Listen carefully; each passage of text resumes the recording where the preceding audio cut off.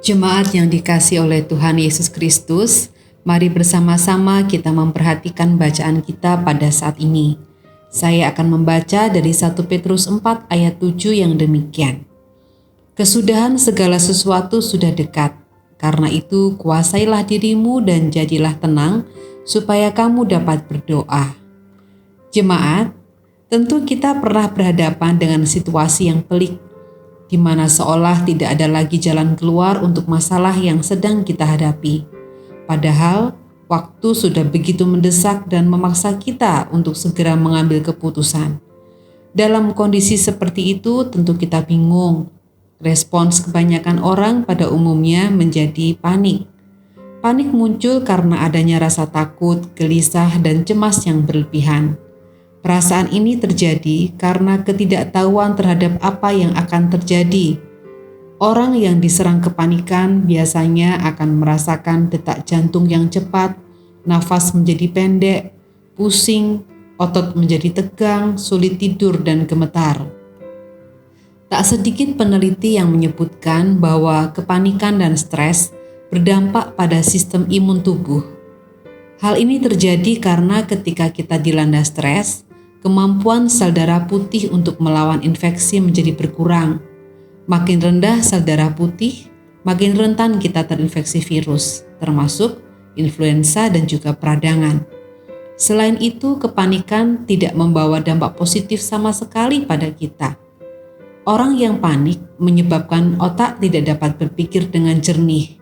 Akibatnya, tutur kata, keputusan, dan tindakan kita sangat mungkin diambil dalam kondisi yang tidak baik. Kita tahu bukan, segala sesuatu yang dilakukan dalam keadaan yang tidak jernih dalam berpikir akan berdampak buruk, bukan hanya pada diri kita sendiri, tetapi juga pada orang lain. Hari ini melalui 1 Petrus 4 ayat 7, kita diingatkan kembali untuk mampu menguasai diri ketika kita berada dalam situasi yang sulit. Saudara-saudara, ketika kita berada pada situasi sulit, mari kita segera menyadari keadaan kita tersebut, lalu berusaha untuk dapat mengendalikan diri, berdiam, menarik nafas dalam-dalam agar setidaknya sedikit lebih rileks, lalu berdoa mohon pertolongan Tuhan agar kita dapat mengendalikan atau menguasai diri kita. Setelah kita berdoa memang bukan berarti masalah selesai. Namun setidaknya ketika kita menjadi tenang, pikiran kita jernih, kita dapat berpikir dengan lebih baik, dan doa kita kepada Tuhan akan menuntun kita untuk menemukan solusinya. Karena itu saudara, mari bersama kita menguasai diri kita belajar untuk menjadi lebih tenang agar kita dapat berdoa dan menjalani hidup dengan lebih tentram. Saudara-saudara, mari kita berdoa.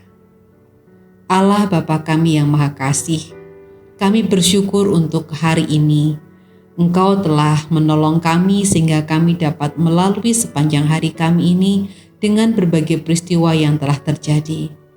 Kami berdoa bagi anak-anak dan juga para pengajar yang menjalani proses belajar mengajar secara daring, agar mereka dapat mengatasi kesulitan-kesulitan yang ditemui selama proses belajar mengajar. Kami juga berdoa bagi usaha pemerintah dalam mengatasi COVID-19. Kiranya Tuhan, usaha tersebut dapat berdampak positif dan didukung pula oleh segenap masyarakat Indonesia dimanapun berada.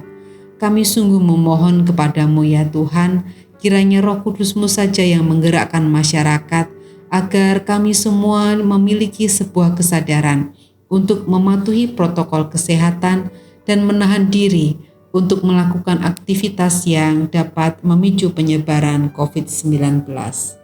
Ya Bapa, inilah seru dan doa kami. Dalam Tuhan kami Yesus Kristus kami berdoa. Amin.